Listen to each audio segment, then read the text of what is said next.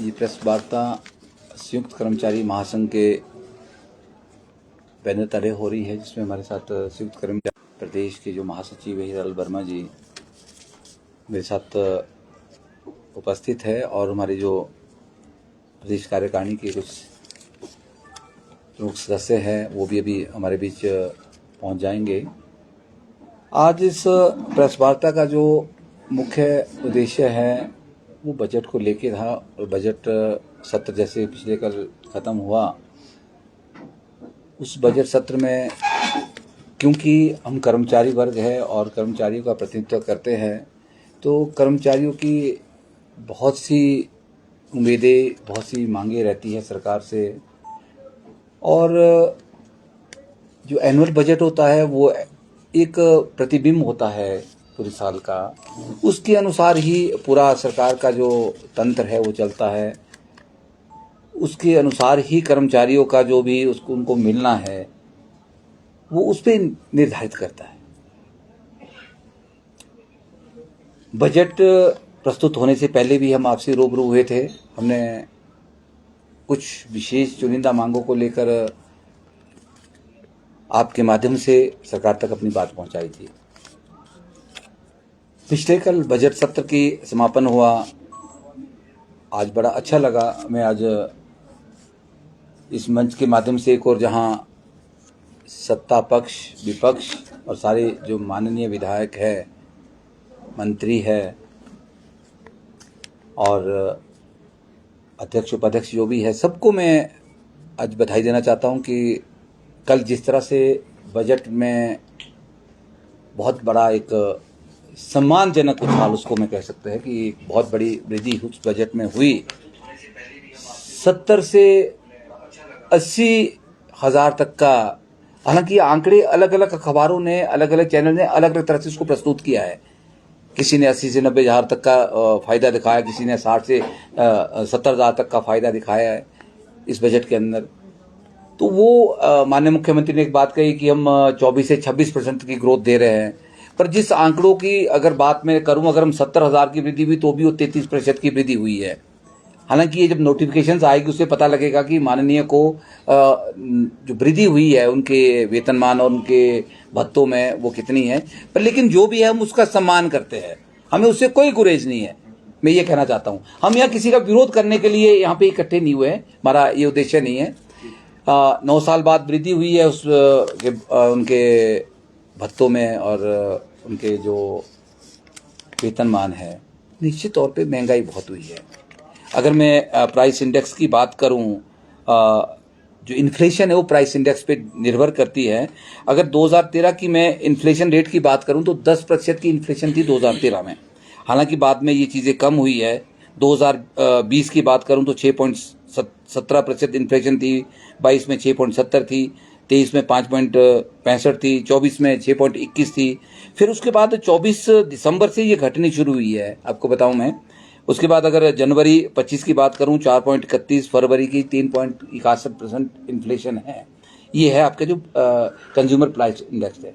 पर इसमें अगर एक मैं आपको बड़ी जो मैं कहना चाह रहा हूं इस चीज़ के अंदर, एक कंज्यूमर फूड प्राइस इंडेक्स जो 39% जो है इन्फ्लेशन के लिए जिम्मेदार होता है।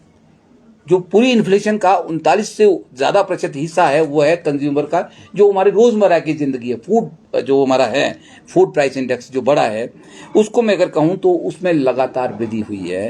वो कहीं बहुत ज़्यादा है। 2013 में 12.17 था, तो उसके बाद अगर 2024 की भी बात करूँ तो 8.39% की वृद्धि कंज्यूमर फूड प्राइस इंडेक्स के अंदर हुई। इसका मतलब क्या हुआ?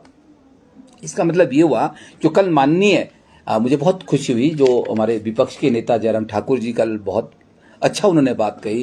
विपक्ष के माननीय सदस्य ने, सत्ता पक्ष के लोगों ने बहुत अच्छी दुहाई दी कि महंगाई बढ़ी है। मैं वो आंकड़े मैं क्योंकि एक अर्थशास्त्र का विद्यार्थी हूँ खुद भी, तो मैंने वो आंकड़े आपके साथ तथ्य के साथ रखे कि जो असली चीज़ है वो है कंज्यूमर का फूड प्राइस, जो जीने के लिए रोज़मर्रा की निश्चित रहो, जो रोज़मर्रा की ज़िंदगी के लिए हमारे को ज़रूरी है वो है हमारी रोज। आप इधर सर प्लीज़, वो उसमें बहुत वृद्धि हुई है कंज्यूमर चीजों में। हालांकि जनवरी के बाद में आंकड़े देख रहा हूं तो फरवरी में तो 3.75 तक आ गई है हमारी जो कंज्यूमर फूड प्राइस इंडेक्स है। इसलिए शायद भारत सरकार ने जो कल बजट प्रस्तुत डीए की घोषणा की कर्मचारियों की, वो भी 2% की, हालांकि वो नाकाफी है, बहुत कम है। हम उसकी भी मांग करते हैं कि वो 4% तो भारत सरकार को भी डीए करना चाहिए था, पर लेकिन शायद जिस तरह से थोड़ा सा कंज्यूमर फूड प्राइस इंडेक्स में कमी आई है जनवरी से लेकर जनवरी फरवरी में, तो उसको मद्देनजर देखते हुए भारत सरकार ने शायद वो 4 से ये 2% दिया है। तो कल मैंने कहा कि माननीय ने सब ने ये बातें कही कि बहुत महंगाई हुई है, मैंने आंकड़ों के माध्यम से आपको बताया कि बहुत महंगाई हुई है, उस लिहाज से उनका वेतन 9 सालों में बढ़ना लाजमी था। अब मैं दूसरे पहलू पे भी आना चाहता हूं। देखिए, बहुत अच्छा लगता कि जिस तरह से 15 दिन विधानसभा चली, 15 दिन की विधानसभा में बहुत सारी बातें चर्चा में हुई। मैं उम्मीद कर रहा था जो हमारे विपक्ष है, बहुत जिसको कह सकते हैं जिम्मेदार विपक्ष है आज की डेट में, विपक्ष से भी और सत्ता पक्ष से भी मैं उम्मीद कर रहा था कि कर्मचारियों के लिए भी ये महंगाई है। मुझे लगता है ये जो मैंने प्राइस इंडेक्स आपके सामने इन्फ्लेशन की बात की, तो उसमें हर व्यक्ति उससे जूझ रहा है, उसमें माननीय नहीं जूझ रहा है, उसमें आम वर्ग भी है, उसमें कर्मचारी वर्ग भी है, उसमें पेंशनर वर्ग भी है, उसमें बहुत सारी लोग और भी है। तो ये सब उससे प्रभावित है, उनके ऊपर भी चर्चा होनी चाहिए थी। जो हमें थोड़ा सा इसमें ऐड करना है, वो ऐड हम इस मंच के माध्यम से कर रहे हैं। तो उसके ऊपर 15 दिनों में कोई चर्चा नहीं हुई है। और मैं एक और बहुत पीछे आपको ले जाना चाहता हूं। कल माननीय ने कहा कि 9 सालों से हमें वृद्धि नहीं हुई है, 9 साल बाद वृद्धि हुई है। मैं आपको 2006 में ले जाना चाह रहा हूं कर्मचारियों के मुद्दों को लेकर। कर्मचारियों का जो 5वां वेतनमान है उनको लागू हुआ 2006 में। 6 के बाद 6वां वेतनमान लागू होना था 2016 में। 10 साल बाद होता है, हम तो 10 साल बाद रिवाइज करते हैं। पर दुर्भाग्यवश हुआ क्या था, 2006 की जगह 2000 हमारे को 22 में मिला। 16 साल बाद 9 की जगह कितना हुआ, 16 साल बाद कर्मचारियों के वेतनमान में वृद्धि हुई थी। 2022 में जयराम सरकार में हुई थी। जयराम जी उस वक्त मुख्यमंत्री थे, जो अब विपक्ष के नेता है। हुआ क्या, वो जो 2022 में कर्मचारियों को 16 साल बाद, फिर रिपीट कर रहा हूं मैं, 16 साल बाद जो कर्मचारियों के वेतन भत्तों में कोई वृद्धि नहीं हुई, हालांकि यहाँ वेतन के साथ भत्तों में वृद्धि हुई है, वहां 16 साल बाद खाली वेतन में वृद्धि होनी चाहिए। और हमारा एक पे कमीशन का नियम है कि हम भारत सरकार का जो पे कमीशन उसको लागू नहीं करते हैं, गवर्नमेंट ऑफ इंडिया का, हम करते हैं पंजाब के वेतनमान को लागू करते हैं पे कमीशन के लिए, सैलरी के लिए। पर दुर्भाग्य वो था कि 2022 में हम पंजाब के वेतनमान से बहुत पीछे रह गए। हर कर्मचारी वर्ग को 4 से 6 हजार का वेतनमान में नुकसान हुआ। तो उस वक्त आपने देखा होगा ये संयुक्त कर्मचारी महासंघ का जन्म हुआ। मैं उस कड़ी पे आ गया हूं। उस वक्त ये जन्म कहां से हुआ इस संयुक्त कर्मचारी महासंघ का, 2022 में जो 6वां वेतनमान आया था, जो 16 साल बाद आया था कर्मचारियों की वृद्धि के लिए, हमें मजबूरन वो संयुक्त कर्मचारी महासंघ बनाना पड़ा था। और हमने यही बातें कही थी कि 16 साल हो गए माननीय पर, और 16 साल में माननीय मुख्यमंत्री जी हमारा वेतन नहीं बढ़ा, और हमारा एग्रीमेंट पंजाब के साथ है, पंजाब ने जो बढ़ाया वो हमें दे दो, साथ में भत्ते भी हमें दे दो। उल्टा क्या हुआ, हमारे लोगों के साथ किस तरह का काम हुआ, मुझे चांजू भेज दिया गया, हमारे लोग ट्रांसफर कर दिए गए। जब हमने मांग की तो कई तरह की बातें आई, किसी की 4 सीटें बढ़ा दी गई। तो मतलब हमें 22 साल बाद भी पंजाब का वेतनमान लागू नहीं हुआ। और अगर ये बात हम भत्तों की करते हैं आज की डेट में, तो भत्ते तो हमारे बहुत पुराने भत्ते हैं, 1996 के भत्ते हैं हमारे, वही भत्ते हम ले रहे हैं। उसके बाद आपको कितनी साल हो गई, आप गिन लो आगे आगे। उसके बाद एक कैपिटल अलाउंस 1000 से 2000 हुआ, शिमला का सिटी अलाउंस, उसमें एक वृद्धि हुई है, 1000 से 2000 हुआ, वो भी बहुत पहले की बात है, 2002 की बात कर रहा हूं। हमारे भत्तों में तो कोई हुआ ही नहीं, वृद्धि नहीं हुई है, उसकी तो बात ही छोड़ दो। उसकी बात करना तो मतलब आप जिसको बोलते हैं कि एक तरह का जुर्म हो गया। तो मैं कहना क्या चाह रहा हूं, देखिए इसमें गलती सरकार की नहीं, सरकार अच्छा कर रही है, इसलिए मैंने सरकार को इस बात के लिए बधाई भी दी है। कहीं ना कहीं कर्मचारियों का जो वर्ग है, जिस तरह से कल हम देख रहे थे कि देखिए एक ह्यूमन नेचर है, एक कोई भी क्रिएचर है, आप जानवर भी देख लो, पशु पक्षी भी देख लो, वो भी अपने झुंड में जो है अपनी कम्युनिटी के लिए लड़ते हैं, अपने समाज के लिए वो इकट्ठे होकर अटैक करते हैं, ये एक नियम है। तो उसमें कोई बुराई नहीं है। सत्ता पक्ष और विपक्ष ने अपनी बात को रखा और बड़े ध्वनिमत से उसको पास किया गया। अब विरोध तो विपक्ष भी कर सकता था, बाकी बातों पे भी विरोध करता है, पर लेकिन नहीं किया, क्योंकि महंगाई बढ़ी है, मैं सहमत हूं, महंगाई बहुत बढ़ी है। लेकिन हमें जब हम कर्मचारियों की बात करते हैं, इतना बड़ा वर्ग हमारा कर्मचारियों का है, तो हम इकट्ठे नहीं होते, बस हमारी कमी हमारी है। क्योंकि शायद हम उस चीज को लेने के लिए एक्सेप्ट नहीं होते। वो हमारी सबसे बड़ी कमी है। उस चीज को, मुझे लगता है उस चीज को ओवरकम करने की आवश्यकता है। ये मैसेज मैं इस मंच के माध्यम से कर्मचारी तक भी कहना चाहता हूँ। मैंने पे कमीशन की बात 2006 वाला जो था, जो 2016 में मिलना था, उसकी बात की। उससे हम बहुत पीछे डाइवर्ट हो गए और वो बातें सब बड़ी पुरानी हो गई है, उसको हम भूल भी गए। उसका एरियर मिलना था। मैं आपको कहाँ ले जाना चाह रहा हूँ, 2022 में जो हमारे को लागू पे कमीशन हुआ तो वो 16 से मिलना था। तो उसका जो एरियर मिलना था, वो कर्मचारियों का एरियर लगभग 6 लाख, 7 लाख, 4 लाख से कम तो है ही नहीं किसी का। तो उसमें माननीय तत्कालीन मुख्यमंत्री जो विपक्षी नेता आज की डेट में जयराम जी ने सिर्फ 50,000 की किस्त दी। उसमें बहुत सारे लोगों को वो भी नहीं दी गई, बोर्ड और निगमों को वो भी वितरित नहीं की गई है। तो एक किस्त दी गई, उसके बाद वो सारा धंधा बंद हो गया, एरियर मारा, उसके बाद बंद हो गया। पर उस वक्त कर्मचारियों की, देखिए अगर कुछ नहीं मिलता है तो डीए तो कर्मचारियों का एक ऐसा है जो अपडेट रहता है, रहना भी चाहिए। तो 2 किस्त डीए की उस सरकार ने, बीजेपी सरकार ने 2022 में जो अदायगी करनी थी वो नहीं करी, वो भी छोड़ दी और वो बटन नई सरकार पे पड़ा। अब नई सरकार जो है वो 4 किस्तें पीछे है हमारी। मैं आपको बता दूं, 4 डीए की किस्त सरकार जो पीछे है। अभी 13% की डीए की किस्त की लायबिलिटी हमारी जो है सरकार के ऊपर है। तो अभी जैसे बात हुई थी हाल ही में कि अभी 3% डीए की बात हो रही है कि 3% डीए देंगे। हमने मामला उठाया था माननीय मुख्यमंत्री के समक्ष, हमने बोला कि गलती से शायद हो गया होगा। अभी 2023 का डीए बाकी है जुलाई का, जो कि 4% है। फिर जनवरी 24 का डीए है जो 4% है। फिर जुलाई 2024 का डीए है जो 3% है। अभी सेंटर ने कल 2% और दे दिया, तो 13% की लायबिलिटी होगी। तो अब कर्मचारी भी आपकी तरफ माननीय मुख्यमंत्री जी टकटकी लगा के बैठे हैं।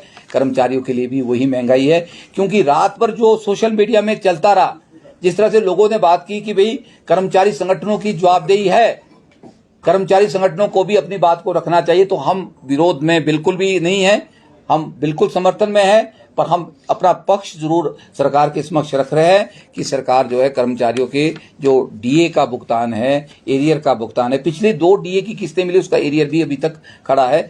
तो माननीय मुख्यमंत्री और इसकी तरफ सोचेंगे। अच्छा होता कि विपक्ष भी जो है इसके ऊपर चर्चा करता, विपक्ष इसके ऊपर बात करता, पर ये सारी बातें सदन में नहीं हुई है। मैं कहना चाहता हूं कि कर्मचारी बहुत अभिन्न अंग है, इसके ऊपर सरकार को मतलब बहुत जल्दी सोचने की आवश्यकता है। अभी हमारे कॉन्ट्रैक्ट की जो रेगुलेशन होती थी वो साल में 2 बार होती थी, अब एक ही बार हो रही है 31 मार्च को। अब आपको देख रहे 31 मार्च जो है वो लास्ट वर्किंग डे आज है। अभी तक पर्सनल डिपार्टमेंट ने रेगुलेशन करने के लिए जिनके 2 साल पूरे, वो अधिसूचना नहीं निकाली है, क्योंकि फिर बोलते हैं कि वो तो स्टैंडिंग ऑर्डर है। स्टैंडिंग ऑर्डर को जो है वो आगे डिपार्टमेंट नहीं मानते। वो बोलते हैं जब तक हमारे पास सरकार की नोटिफिकेशन नहीं आएगी तब तक हम रेगुलेशन नहीं करेंगे। उस आड़ में अलग अलग विभागों ने, बोर्डों ने, निगमों ने आगे सर्कुलर ही नहीं जारी की और रिकॉर्ड ही नहीं मांगा अभी तक, फिर वो वेरिफिकेशन ही होनी है। तो मुझे लगता है कि वो अप्रैल की जगह कहीं वो मई तक भी रेगुलेशन जाएगी, तो कर्मचारियों के 2 की जगह 3-3 साल लग रहे हैं। तो ये भी प्रथा गलत है। इसकी भी हम मांग करते हैं कि 1 अप्रैल को तो कम से कम उनको डीम्ड रेगुलर कर्मचारियों को समझा जाए, क्योंकि वो 2 साल की जगह कई 3 साल भी पूरे कर जाएंगे 1 अप्रैल को। तो ये भी हम मांग कर रहे हैं। और समय पे हमारी बहुत सारी मांगे चलती है। एक 4-9-14 टाइम स्केल की बात हमने कही थी, जब वो पिछले 2022 का जो हमारा वेतनमान लागू हुआ था, 6ठा वेतन आयोग, उसमें खत्म कर दिया था 4-9-14 को कि उसको भी लागू किया जाए। तो आइए प्लीज आप कुर्सी खींचो। तो इसी तरह से हमारे हमारे कर्मचारियों के बहुत सारे मुद्दे हैं। इसको लेके संयुक्त कर्मचारी महासंघ बहुत सारी बातों को लेके आगे आता है, समय पर सरकार से मिलता है, बात रखता है और हम बड़ा अपनी जिम्मेदारी से बात करते हैं। ये हमारा संगठन का कहना है। हम आगे की कुछ हमने संगठन को लेकर रूपरेखा तैयार की है। मेरे साथ हीरालाल वर्मा जी है, मेरे साथ नरेश जी है जो यूनिवर्सिटी से है, हमारे चीफ एडवाइजर है हमारे संगठन के, आगे है। हमारे साथ आशा कुमार जी है जो एमसी से है, हमारे वाइस प्रेसिडेंट है, ये भी पहुंच गए हैं। तो मैं निवेदन करूंगा कि वर्मा जी से कि आगे कुछ कार्यक्रम हमने जो पहले, ये आज के प्लान नहीं है, ये पहले से प्लान हो चुके हैं। कुछ आगे के कार्यक्रम में किन बातों को लेकर हम बात करेंगे और क्या एजेंडा हमारा आगे होगा, हम क्या करने वाले हैं, संयुक्त कर्मचारी महासंघ किस तरह से हम मासिस तक पहुंचेंगे, अपने कर्मचारी या पेंशनर भाइयों तक हम किस तरह, पेंशनर के बड़े सारे मुद्दे हैं। पेंशनर बहुत सारा परेशान है आज की डेट में, वो बार बार बोलता है, हमारे को कोई नहीं बोलता, हम उनको भी हम एड्रेस करते हैं। तो वर्मा जी प्लीज बताएं अगली बात को कि आगे हमारी क्या रूपरेखा रहने वाली है और आगे 7 का क्या कार्यक्रम है, 7 अप्रैल का, और कैसे रहेगा प्लीज। सबसे पहले जैसे चौहान जी ने कहा कि आज की जो प्रेस वार्ता, इसके 2 मुख्य बिंदु थे। एक तो जो 7 तारीख को शिमला में जिला सम्मेलन HP संयुक्त कर्मचारी महासंघ का निश्चित है कालीबाड़ी में। तो पहला तो वो था कि वो मीडियम के माध्यम से जो हिमाचल प्रदेश के कर्मचारियों तक पहुंचाए, और दूसरा बड़ा इशू ये था, हम आपके माध्यम से प्रदेश सरकार को कहना चाह रहे थे कि हिमाचल प्रदेश में कर्मचारी भी है और पेंशनर्स भी है, और मुझे लग रहा है उनका भी एक स्टेट को यहाँ तक पहुंचाने में हो सकता है लेजिस्लेशन का एक रहता है सहयोग, तो उसी तरह का सहयोग उन कर्मचारियों का भी रहता है जो हमारे पेंशनर्स हैं या कर्मचारी हैं जिन्होंने स्टेट को यहाँ तक पहुंचाया है। और जैसे कल भी आपने देखा होगा, जैसे विधानसभा में हमारे माननीय जो पक्ष विपक्ष दोनों ने बात को जोर से रखा कि किस तरह से महंगाई बढ़ी है और किस तरह से जो है वो अपने आप को कंपेयर कर रहे थे कि मेरी पत्नी की इतनी वेतन है और मेरा इससे कम है। तो कहीं ना कहीं जो हमारा कर्मचारी और पेंशनर्स है जो स्टेट को आज कंट्रीब्यूट कर रहा है या जिसने स्टेट को यहाँ तक पहुँचाया है, उनकी भी उसी तरह की वित्तीय स्थिति घर की है, और मुझे लग रहा है प्रदेश सरकार को देखनी चाहिए। और अगर हमें, जैसे चौहान जी ने कहा, वो अच्छी बात है अगर सरकार ने माननीय के वेतन बढ़ाए हैं, लेकिन कहीं ना कहीं जो कर्मचारी है, पेंशनर्स है, उनके भी क्लेम बहुत सारे हैं। अगर हम बजट की ओर देखें, बजट में आपने देखा होगा मात्र जो 70 से 75 के पेंशनर्स हैं उन्हीं को जो उनके एरियर की बात कही गई है, और बाकी जो कर्मचारी है उसके एरियर का जिक्र उस बजट में नहीं है। और मैं एक चीज़ और भी कहना चाहूँगा, आज मीडिया के माध्यम से कहना चाहूँगा कि जो आपका एरियर है, एरियर जो कर्मचारी और पेंशनर का एरियर है, वो आपका 1/16 से ड्यू है। अगर इन्फ्लेशन, जैसे अभी चौहान साहब ने कहा, इन्फ्लेशन रेट आपका देखिए कभी 10 भी रहा है पर एनम और कभी आपका 6 भी रहा है। कुल मिलाकर के अगर 10 साल का इन्फ्लेशन रहे तो एक 60% के करीब टोटल इन्फ्लेशन रहा होगा। अगर आपकी 1 लाख का एरियर 1/16 का ड्यू है, उस एरियर की वैल्यू आपकी 40,000 रह जाती है। तो कहीं ना कहीं अगर इस तरह से आप डिले करेंगे तो अगर देर से देर उस कर्मचारी को कभी वो एरियर मिलेगा भी तो उसकी कीमत बहुत कम रह जाएगी। तो इसी करके हमारा इस प्रेस के माध्यम से प्रदेश सरकार से मांग करना चाहेंगे कि जो कर्मचारी और पेंशनर है, जो उनके वित्तीय क्लेम है, उन पे भी नजर डाली जाए, और साथ में जो हमारे लॉन्चेज है जो वेतन से जुड़े हुए हैं, जब आपका वेतन रिवाइज होता है उसके साथ लॉन्चेज भी आपके कॉरेस्पॉन्डिंग रिवीजन उसमें होता है, उसको भी देखने की जरूरत है, उसको रिवाइज करने की जरूरत है। और एक चीज मैं और कहना चाहूंगा, आज जो प्रदेश का कर्मचारी है या पेंशनर्स है उसमें एक संशय का माहौल है, और जैसे हमारा एक संयुक्त कर्मचारी महासंघ बना है, उसमें आपके बहुत सारे इंस्टीट्यूशंस हैं, यूनिवर्सिटीज है, डिपार्टमेंट है, कॉर्पोरेशन बोर्ड है। तो हमारे ऊपर एक कर्मचारियों का एक दबाव था, और उनका कहना है कि हमें जिला सम्मेलन कन्वेंशन के माध्यम से जो हमारे मुद्दे हैं, जो मुद्दे आपके सामने हमने यहाँ रखे, इन मुद्दों के माध्यम से हम चर्चा करें, और प्रदेश का कर्मचारी है और जो पेंशनर है उनके बीच में जाए। इसी कड़ी को आगे ले जाते हुए जो जिला सम्मेलन जो पहला है, जो कन्वेंशन है संयुक्त कर्मचारी महासंघ, जो शिमला में हमने 7 तारीख को कालीबाड़ी में रखी है, उसके बाद इसी तरह के सम्मेलन आपके महीने में 2 सम्मेलन पूरे प्रदेश में किए जाएंगे, और उसका एक ही मकसद होगा, जो एक कर्मचारी के लंबित मांगे हैं और जो इशू कुछ आज की डेट में कुछ और भी इशू है, जिस तरह सरकार रैशनलाइजेशन को जा रही है, युक्तिकरण को लेकर के कर्मचारियों के पदों को कम किया जा रहा है और उनके प्रमोशनल इफेक्ट हो रही है, और भी आपके जो इंस्टीट्यूशन में, कई बड़े इंस्टीट्यूशन में आपके बहुत बड़े सारे फेरबदल किए जा रहे हैं। तो उन तमाम चीज़ों को लेकर के कर्मचारियों में संशय है, और उसको लेकर के महासंघ आगे बढ़ रहा है। और 7 तारीख को जो शिमला में आपकी जिला अधिवेशन कालीबाड़ी में होगा, तो इस तरह से महासंघ आगे बढ़ेगा। सिर्फ एक सवाल जी, जिस तरह से यहाँ पर HRTC कर्मियों को अपना हक मांगने के लिए सरकार पर दबाव डाल रही है और अभी भी उन्हें पूरी राशि नहीं मिली है, तो क्या कर्मचारी यहाँ पर संयुक्त कर्मचारी कोई नीति बनाएगा? क्योंकि बगैर मांगे जिस तरह से यहाँ पर HRTC कर्मियों को भी यहाँ पर नहीं मिला बगैर। देखिए, जो हमारे एफिलिएट्स है उसमें सबसे बड़ा एफिलिएट है इलेक्ट्रिसिटी बोर्ड HRTC, जो नंबर में बड़ा है एजुकेशन को छोड़ के। पहला मेरा एफिलिएट एजुकेशन डिपार्टमेंट है, वो सबसे बड़ा है। इलेक्ट्रिसिटी बोर्ड है। इलेक्ट्रिसिटी बोर्ड बड़े लंबे टाइम से संघर्ष में है अपनी मांगों को लेके। तो जी, बहुत सारी चीज़ें हैं। OPS में नहीं मिली है, और ईयर भी नहीं मिला है, और भी फैक्टर्स है। फिर उसके बाद आपने देखा होगा HRTC की आपने बात की, तो HRTC को पहले घोषणा हुई थी कि उनको हम 100 करोड़ देंगे, फिर 10 करोड़ की भी बात हुई है, 51 करोड़ की भी बात हुई थी। तो मुझे लगता है कि अभी जितनी देनदारियां हैं, ओवर टाइम की देनदारी तो उनको मिलनी चाहिए। अगर उनको छुट्टी नहीं मिलती है, ओवर टाइम में काम करना पड़ रहा है, वो तो मुझे लगता है साथ साथ मिलनी चाहिए। उसका भुगतान तो मतलब उसको उसी वक्त होना चाहिए, महीने होना चाहिए। तो इन कुछ मुद्दों को लेके देखिए, सरकार की वित्तीय स्थिति बहुत अच्छी है, मैं आपको बता दूं। माननीय मुख्यमंत्री खुद कहते हैं कि हमारी स्थिति बहुत बढ़िया है, और ये तो अपोजिशन हमारे को बदनाम कर रहा है। और कल अपोजिशन ने भी ये साबित कर दिया कि सरकार की स्थिति बहुत अच्छी है, और हमने इसलिए बार बार धन्यवाद किया सरकार का। और सरकार की स्थिति अच्छी है तो मुझे लगता है कि कर्मचारियों के प्रति भी हमारे जो विपक्ष के नेता है और जो पक्ष के नेता है माननीय मुख्यमंत्री, दोनों को थोड़ा सा मिलकर ये सोचना चाहिए कि कर्मचारी विकास की गाथा लिखते हैं। हम ज्यादा नहीं मांग रहे, जो ड्यू है तो दे दो, एरियर और डीए तो दे दो, भत्ते तो फिर उसके बाद मांग करेंगे। 4-9-14 एक ऐसा एक जो एक फैक्टर होता था शुरू से, जो आपके स्टैग्नेशन को खत्म करने के लिए रखा गया था टाइम स्केल, उसको दे दो, उसको बहाल कर दो। 2-3 चीजें हम मांग रहे हैं, बाकी तो छोटे छोटे मुद्दे कर्मचारियों के वो बहाल हो जाएंगे। बात सही है आपकी, अगर आने वाले समय में हालात नहीं होते हैं तो कर्मचारियों के पास तो कोई रास्ता नहीं है। पर लेकिन हम सरकार से डायलॉग कर रहे हैं, सरकार शायद इस तरफ भी ध्यान दे रही है। माननीय मुख्यमंत्री ने कहा है कि जैसी मेरी स्थिति ठीक होती है मैं जरूर दूंगा। अभी माननीयों के लिए स्थिति ठीक हो गई है तो शायद कर्मचारियों के लिए भी स्थिति जल्दी ठीक हो जाएगी, हम ऐसा भी मान रहे हैं। Thank you. आगे का रास्ता क्या, मतलब नेक्स्ट क्या कदम होगा? नहीं, अभी हम कन्वेंशन कर रहे हैं 12 जिलों में। थोड़ा संगठन का कार्य थोड़ा सा नीचे ग्रास रूट तक ले जाना चाहिए, क्योंकि बड़ा बड़ा परिवार हो जाएगा, उसमें सबको जवाबदेही उनकी सुनिश्चित हो जाए, सारे डिपार्टमेंट्स की, सारे लोगों की, उनको अपनत्व पैदा हो जाए कि नहीं हम हमारा है संगठन, हमारा अपना संगठन है। हाल ही में एक चीफ इंजीनियर की डेथ हुई है, महासन क्या लगता है इस? देखिए जो वर्मा जी की अगर बात करूं, इन्होंने तो वर्मा जी बताएंगे अच्छे से।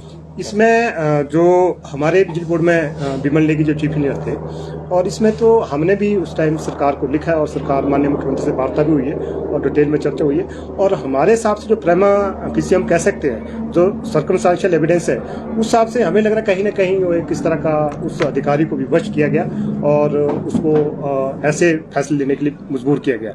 और हम ये भी कहेंगे जिस तरह से आपकी जो मेडिकल रिपोर्ट है या पुलिस की रिपोर्ट है कि कहीं ना कहीं कि चोट के घाव या सारी चीज़ें नहीं है, तो कहीं ना कहीं वो जो भी उन्होंने फैसला लिया होगा तो कहीं गलत, जो हम मोटे तौर पे कहें कि भी व्यवस्था द्वारा किया गया मर्डर है, तो हम उस पर इस तरह का कहना चाहेंगे। और अभी जो इंक्वायरी बिठाई है जिसमें ओंकार शर्मा जी है एडिशनल चीफ सेक्रेटरी, और दूसरे FIR भी हुई है और उसमें भी इन्वेस्टिगेशन चली है, तो अभी मेरे ख्याल में सरकार ने उसमें 15 दिन का समय मांगा है। हम उम्मीद करेंगे सरकार उसमें निष्पक्ष जांच करे और जो भी अधिकारी दोषी हैं उनको सजा मिले। अगर हम उससे संतुष्ट नहीं होंगे, एक बार फिर से वार्ता सरकार से करेंगे, और अगर उसमें अगर निष्पक्ष कोई जांच नहीं होती तो हम ये भी मांग करेंगे कि इसमें CBI की जांच हो, ताकि जो अधिकारी दोषी हैं उनको सजा मिले।